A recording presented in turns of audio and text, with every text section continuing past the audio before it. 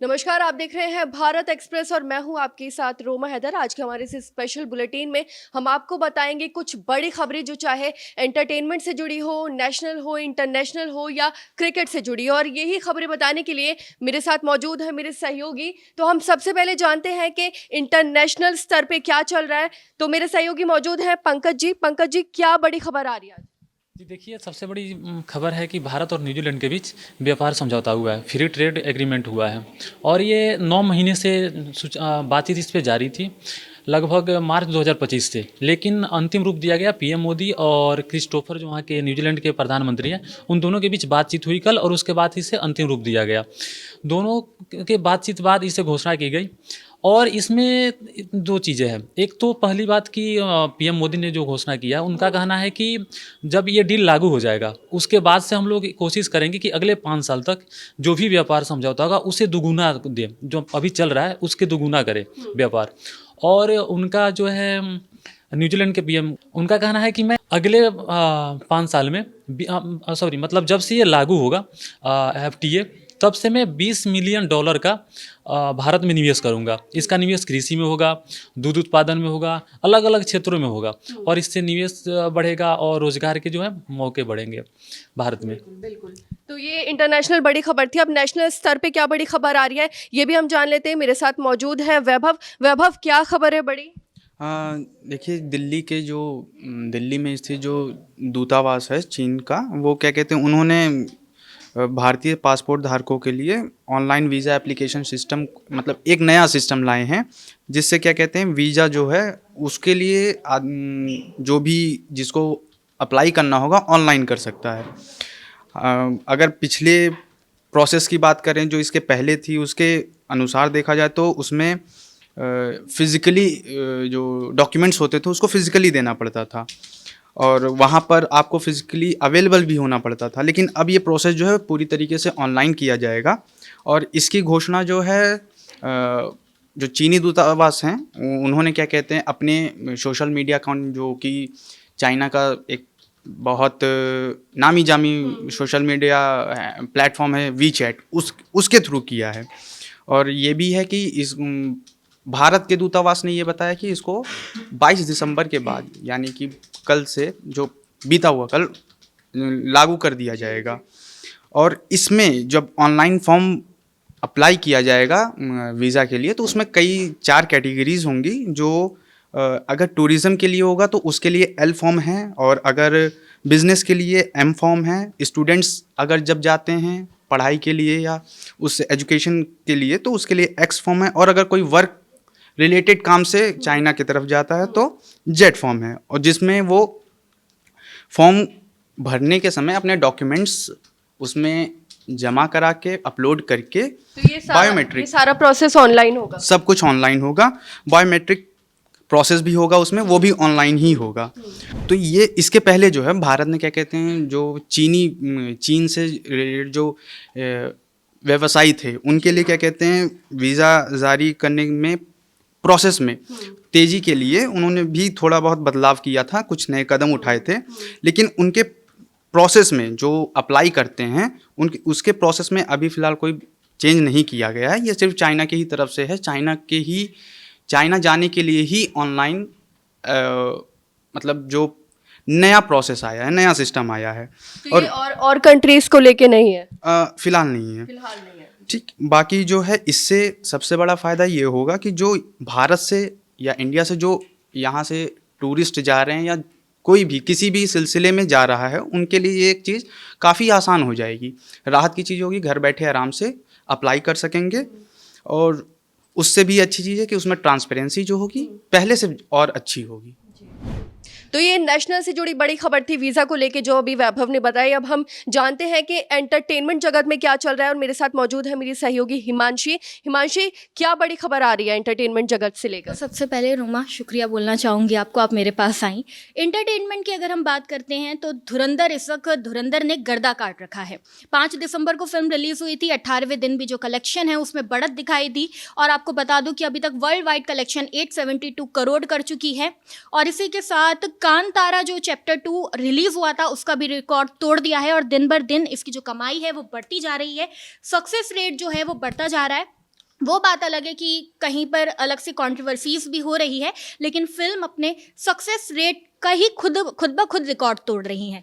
वहीं अगर मैं आपको एंटरटेनमेंट की दूसरी खबर के बारे में बताऊं, जो कि आज की सबसे बड़ी खबर है, मैं आपको एक वीडियो दिखाना चाहूँगी। ये वीडियो आप देख सकती हैं। ऐश्वर्या राय बच्चन है इस वीडियो में, अभिषेक बच्चन हैं और इनकी बेटी है, और ये तीनों मुंबई एयरपोर्ट पे स्पॉट किए गए हैं। कहा जा रहा है कि ये तीनों न्यू ईयर और क्रिसमस सेलिब्रेशन के लिए कहीं सीक्रेट डेस्टिनेशन में जा रहे हैं। आप जानती हैं रोमा कि अभिषेक बच्चन और ऐश्वर्या राय बच्चन को लेकर डिवोर्स के र्यूमर्स फैले थे। उसके बाद जो फैंस है काफ़ी निराश नजर आए, लेकिन अब आप देख सकती हैं वीडियो यहाँ पर रिलीज हुआ है, परिवार खुश नजर आ रहा है, और साथ में जो फैंस है वो भी लगातार कॉन्टिन्यूसली बहुत ही अच्छे कमेंट्स कर रहे हैं, अपनी खुशी जाहिर कर रहे तो हैं। उम्मीद है कि फैंस अब बहुत खुश होंगे ऐश्वर्या और अभिषेक को देख के एक साथ। हाँ, वहीं अब मैं आपको तीसरी बड़ी खबर के बारे में बताना चाहूँगी, और आप देख सकती हैं ये वीडियो, आप देखिए। ये गौरव खन्ना है, ये बिग बॉस 19 के विनर रहे हैं, और आपको बता दूं कि अभी हाल ही में गौरव खन्ना ने एक यूट्यूब चैनल खोला था, लेकिन उसे टर्मिनेट कर दिया गया था। लेकिन अब गौरव खन्ना जो है, उनका जो चैनल है वो वापस से रिकवर हो गया है, और इसकी जानकारी खुद गौरव खन्ना ने इंस्टाग्राम पे पोस्ट करके दी है, और जो फैंस है वो काफ़ी खुश हैं। इनके दोस्त हैं मृदुल तिवारी, उन्हीं की सलाह पे इन्होंने यूट्यूब चैनल शुरू किया था अपने फैंस के लिए। तो यही एंटरटेनमेंट की इस वक्त की सबसे बड़ी खबरें हैं। बिल्कुल। तो ये हिमांशु ने कुछ खबरें बताई जो एंटरटेनमेंट से जुड़ी थी, वहाँ की जो खबरें, वहाँ पे अभी जो भी चल रहा है। चलिए अब थोड़ा खेल जगत में क्या चल रहा है वहाँ की भी कुछ खबरें जान लेते हैं। तो मेरे साथ मौजूद हैं श्याम जी। श्याम जी, क्या बड़ी खबर आ रही है खेल जगत से? खेल जगत से रोमा सबसे बड़ी खबर ये है, बड़ी खबर कहें या गुड न्यूज़ कहें, खबर तो खैर कल की है, लेकिन आज भी ये बड़ी है और आगे भी ये बड़ी रहने वाली है। क्योंकि बीसीसीआई की कल एक मीटिंग हुई थी, उसमें बीसीसीआई ने फैसला लिया है कि महिला क्रिकेटर्स की फ़ीस वो घरेलू मैचों के लिए बढ़ाएगा। इससे पहले आपने देखा होगा कि हमारे देश में क्रिकेट को लेके महिला क्रिकेट्स को हमेशा कमतर आंका जा रहा था। कुछ टाइम पहले हमारी बेटियों ने विश्व कप जीत के आई हैं वो, उसके बाद अब न्यू ईयर आने वाला है, उससे पहले बीसीसीआई ने ये गिफ्ट दिया है, और फीस कोई थोड़ी मोड़ी नहीं बढ़ाई गई है, करीब करीब डबल कर दी गई है। पहले ही बीसीसीआई ने इंटरनेशनल मैचों के लिए दोनों की फ़ीस बराबर कर दी थी, अब घरेलू मैचों के लिए ये बढ़ोतरी की है। इससे महिला क्रिकेट को बढ़ावा मिलेगा, हमारी खिलाड़ियों को प्रोत्साहन मिलेगा। मैं फ़ीस के नंबर्स को आपको बता देता हूँ कि वनडे मैच के लिए 50,000 रुपये फ़ीस कर दी गई है सीनियर प्लेयर के लिए। वहीं रिजर्व प्लेयर जो होंगे उनके लिए 25,000 रुपये का है। T20 में 25,000 रुपये की फ़ीस कर दी गई है, रिजर्व प्लेयर को अब 12,500 रुपये देंगे। वहीं जूनियर्स महिला क्रिकेटर, जो जूनियर मतलब स्टेट की हैं, जोनल हैं, उनके लिए जो फ़ीस है वो वनडे के लिए बढ़ा दी गई है, 25,000 रुपये कर दी गई है अब। और वहीं रिजर्व को 12,500 रुपये दिए जाएंगे। T20 मैच के लिए 12,500, और T20 में जो रिजर्व खिलाड़ी होंगी उनको 6,250 रुपये दिए जाएंगे।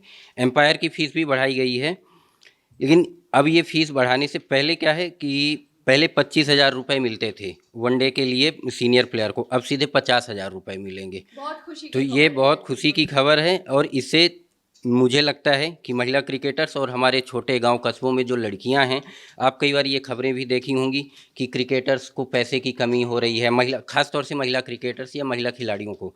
मेरे को लगता है कि अब इससे ये कमी आएगी, और अगर हम कैलकुलेट करें तो एक सीज़न खेलने पे महिला खिलाड़ी को अब तकरीबन 5 से 7 लाख रुपए मिल जाएंगे। अभी तक उनको केवल एक सीज़न में 2 लाख रुपए मिल रहे थे। तो ये बहुत अच्छा है, गुड न्यूज़ है ये। बिल्कुल, बहुत अच्छी खबर है। तो जो श्याम जी ने बताया कि अब सभी का जो फीस स्ट्रक्चर है वो बढ़ जाएगा, सभी की फीस बढ़ेगी, और ये बहुत ही अच्छी खबर है, और इससे बहुत ज़्यादा मोटिवेशन भी मिलेगा। आप कुछ और भी कहना चाहते हैं? नहीं, बस मैं तो ये कहना चाहता हूँ कि अब बराबरी तो कर ही दिया है, पर अब जब जब पुरुषों की फ़ीस बढ़े, हमारे लड़कों की फ़ीस बढ़े, तब तब साथ ही साथ बीसीसीआई को अलग से ये फैसला ना लेना पड़े। मैं बीसीसीआई से ये आग्रह करूँगा कि जब भी फीस बढ़े तो आप क्रिकेटर्स शब्द का इस्तेमाल करें, ना कि महिला और पुरुष। एक साथ दोनों की फीस बढ़े तो इससे बूम होगा, हमारी लड़कियाँ आगे बढ़ेंगी। जी बिल्कुल बिल्कुल, बहुत बहुत शुक्रिया। तो जैसे कि ये थी इंटरनेशनल नेशनल क्रिकेट से जुड़ी और एंटरटेनमेंट से जुड़ी खबरें। वहीं जाते जाते मैं आपको बता दूं कि अगर आप व्हाट्सएप यूज़ करते हैं तो ये बड़ी खबर आपके लिए है कि व्हाट्सएप पे एक घोस्ट पेयरिंग नाम का एक अटैक है जो बहुत ज़्यादा ट्रेंडिंग में है और सरकारी एजेंसी ने लेके उसको चेतावनी दी है। दरअसल ये एक ऐसा अटैक है जिसमें आपके फ़ोन की OTP भी नहीं चाहिए होगा और पासवर्ड भी नहीं चाहिए होगा और स्कैमर के पास आपके फ़ोन का पूरा डेटा, पूरा एक्सेस पहुंच जाएगा। तो इससे ज़्यादा डरने की ज़रूरत नहीं है आपको। बस मैं बता दूं कि आपको जो भी ऐसे लिंक्स आते हैं जो संदिग्ध होते हैं उसको आप क्लिक ना करें। और एक चीज़ और आपको जाते जाते बता देती हूँ कि सरकारी एजेंसियों ने बताया कि ये अटैकर्स, स्कैमर्स काम कैसे कर रहे हैं। दरअसल ये आपको एक फ़ोटो भेजेंगे जिसमें लिखा होगा, उस फोटो के नीचे एक लिंक होगा और लिखा होगा कि ये व्हाट्सएप से आपकी फ़ोटो मिली है और क्या ये आप ही की फ़ोटो है। और जैसे ही आप उस लिंक को खोलेंगे तो आपके फ़ोन का पूरा एक्सेस, हालांकि बहुत सी चीज़ें ऐसी हैं कि आप अगर उस लिंक को ना खोलें तो आप बच सकते हैं, लेकिन अगर आपने वो लिंक खोल लिया तो आपके फ़ोन का पूरा एक्सेस स्कैमर के पास पहुंच जाएगा। और इतना ही नहीं, आपकी रियल टाइम जो चैट है वो भी स्कैमर उसी टाइम पे देख सकेगा। इसलिए आप सतर्क रहें और ऐसे व्हाट्सएप चैट्स को ना खोलें, ऐसे मैसेजेस को ना खोलें। ऐसे ही खबरों को आप देखते रहिए, हमारे चैनल को सब्सक्राइब करिए। शुक्रिया।